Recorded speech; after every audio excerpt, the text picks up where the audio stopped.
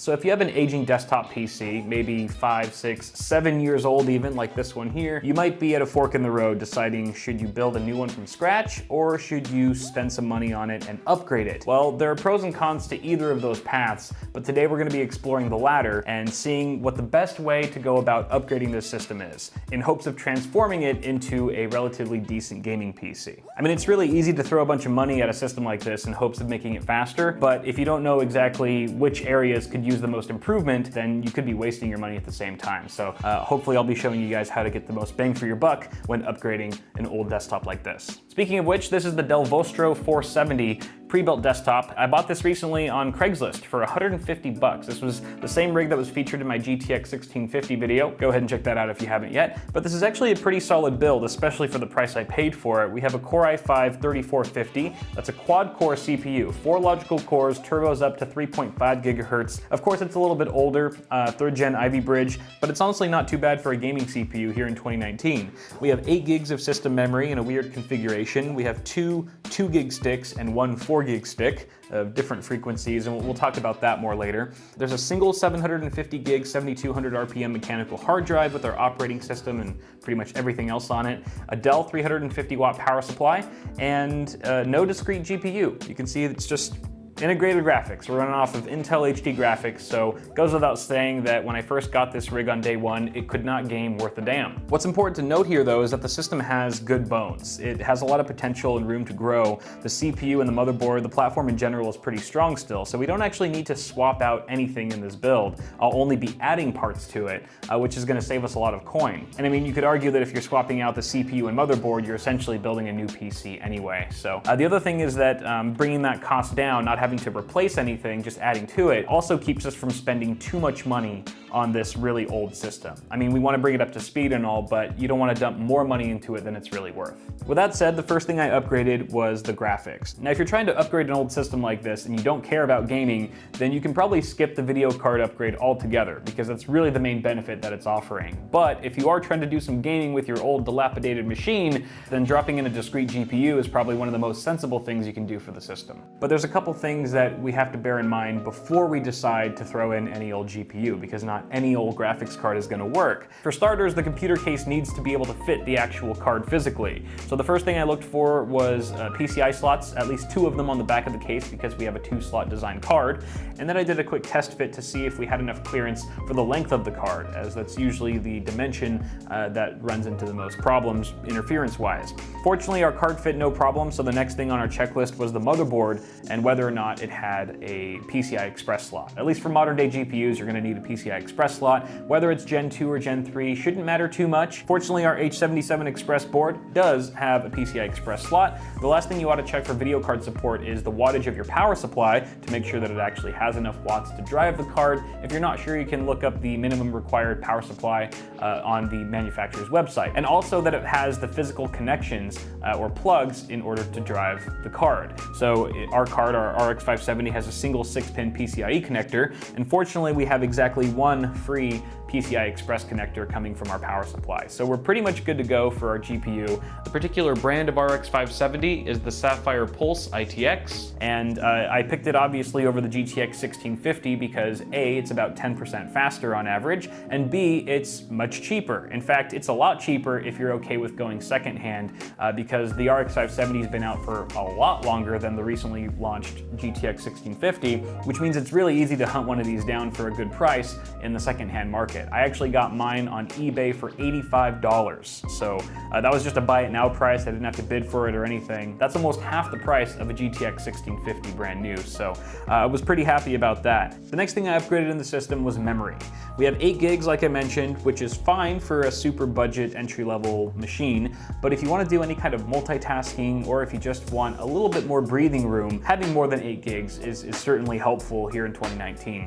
Upgrading the memory makes a lot of sense here because there's such a broad range of benefits that go far beyond gaming. Pretty much everything you do with a computer, running tasks and stuff, eats up a certain amount of RAM. So whether you're gaming or not, having additional system resources in the form of memory is going to benefit the system overall. Now, just like the video card, you have to go through a kind of compatibility checklist as well. So the first thing is, does it have an empty DIMM slot for you to populate, and is it the right type? The memory on this this motherboard, or that's supported by this board, is DDR3, and sure enough, we have one spare DDR3 DIMM slot open. Now, if you're replacing all of the memory modules with new sticks, then capacity is not too big of a concern. Just buy the amount of RAM that you need, and you should be good to go. But if we're adding to existing RAM modules like we are today, then you might wonder if you need to match the same capacity of the existing sticks. The short answer is no, you don't really have to. For example, in a weird configuration like this, where we have two 2-gig sticks and one 4-gig stick, I mean, for starters, they're already not matching and the system runs perfectly fine, but you could easily put an 8-gig stick in that 4th slot and everything should work without a hitch. What you should look at more closely than the capacity of the modules you're upgrading is the speed or the frequency. Because at the end of the day, your system is going to run all of your memory sticks at the speed of your slowest stick. So for example, our 4-gig stick here is rated at 1600 megahertz, and our two 2-gig sticks are rated at 1333. What that means is the system's going to run all 3 of those sticks at the lower 1333 speed. So this is going to factor into your buying decision, because you don't want to spend extra money on a faster stick when it might be running at a slower frequency anyway. So it's something to bear in mind, could save you some additional coin. And for our purposes, I purchased an 8-gig, what was it, a Timetech. I've never used this brand before. Hopefully it doesn't die on me. It's an 8-gig DDR3 module at 1333 that I picked up for 30 bucks. So relatively affordable. Again, going for dirt cheap upgrades here. So even though we're still gonna be running all of our sticks at that lower speed of 1333, we'll now have 16 gigs of usable memory, and that's gonna give us a lot more freedom with how we use our rig. The last upgraded part that I threw in the build was an SSD. And I'm sure a lot of you guys saw this coming, because booting off of a spinning Rust mechanical hard drive is painful. It's just painfully slow these days. I mean, booting is slow, load times are slow, everything just feels bogged down. And SSDs are super cheap right now, so it's hard to justify not adding one to a system like this.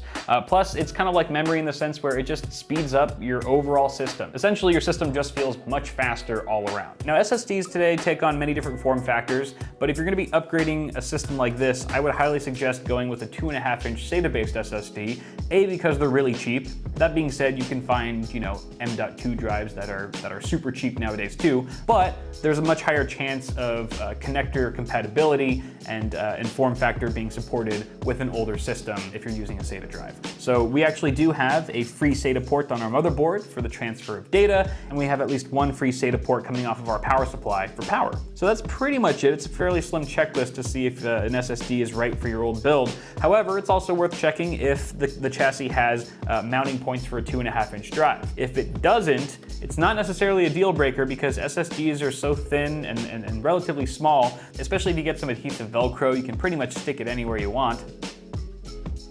And since SSDs don't have any moving parts, you don't have to worry about it being completely fixed to the chassis in case it moves around. It's not gonna get damaged or anything like that. So I did in fact get a 2.5-inch SATA-based SSD. I went with a Patriot Memory Burst, 120 gig capacity. Of course, capacity is gonna be up to you for the most part. Make sure at the very least you have enough for your operating system and at least a few frequently used applications. But I got this drive for just $20 on Amazon, I believe. So that brings the total cost of this entire system with the upgraded parts to $285, which is right in there in terms of console killer territory. I mean, are there any consoles that are that cheap or cheaper? I don't really keep up with console prices, but I typically consider the $300 to $400 range to be prime console killer territory. And this goes well below that at just $285. So very impressive, and also goes to show that you can build something like this if you're comfortable with buying from a secondhand market, as most of these parts are pre-owned. Guys, if you want links to the upgraded parts, I'll put them in the description if I remember. But I think without further ado, we can throw those parts back into the system, fire it up, and see what it's like to game on this thing.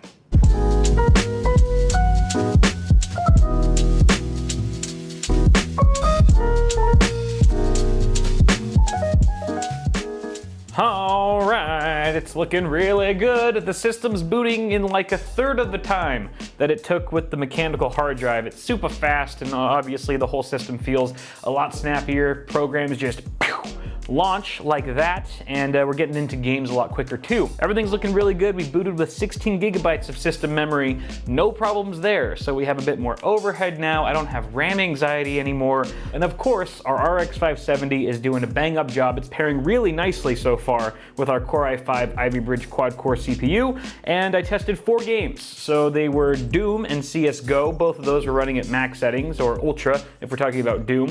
Resident Evil 2, the remake, that was tested at high to very high settings across the board. And then we had Shadow of the Tomb Raider, which I had to dump down to low settings because that is by far the most graphically intensive game on this list. It also means we were nearing console territory with the graphical fidelity in that particular title, whereas all of the other games looked extra crispy, which was really nice to see. All of the games saw well over 60 FPS on average. There were a couple exceptions. CSGO was more like 100 to 200 FPS because it's not super demanding. And in Shadow of the Tomb Raider, there was this one little area that just completely crushed the game. It was getting like 22 FPS at some point. It was very brief, but it did happen, and it wasn't pretty. The rest of the time, though, all the titles ran beautifully, including Shadow of the Tomb Raider.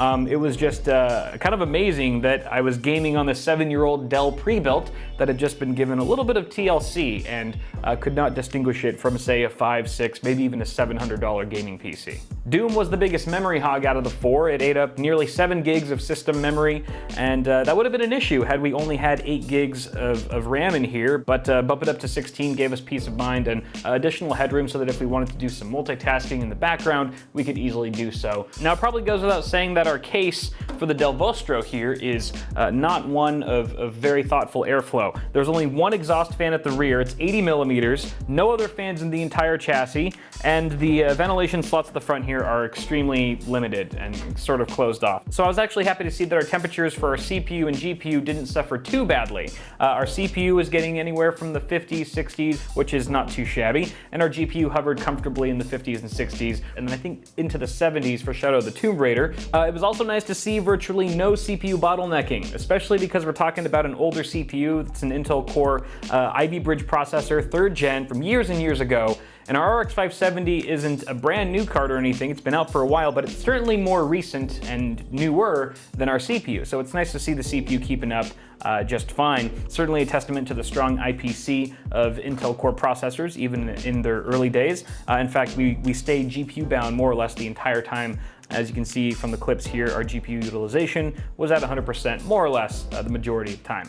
But that's it. Ta-da! $285 console killer. What? Insane. What? Crazy value. Oh my God. Yeah, you know, it's not pretty. Okay, it kind of looks like my butthole. At the same time, this has to be the best bang for the buck system I've ever had the privilege of working on, at least in the top 2. Maybe top 3, top 2, at least top 2. You know, if you're gonna take a lesson away from this video, it would be that if you have an old, aging, dilapidated rig, maybe consider checking out the secondhand PC market before you take it to your local e-waste center. You never know what you could find. So, guys, I hope this video was somewhat interesting, maybe a little informative, and let me know what you think down in the comments below. Thanks for watching. Toss a like on it before you go. Get subscribed for more tech stuff coming at you really soon. Buy a friggin' shirt. Screw with confidence. Screw right now. Screw down to Chinatown. That's my best Lyle impersonation that I've ever done. It probably can't get much better than that. He will be very offended that I just did that. But I'll drop a merch link in the description, or you can just head to bitwit.tech if you're interested. Guys, thank you so much. Have a good one, and I'll see y'all in the next video.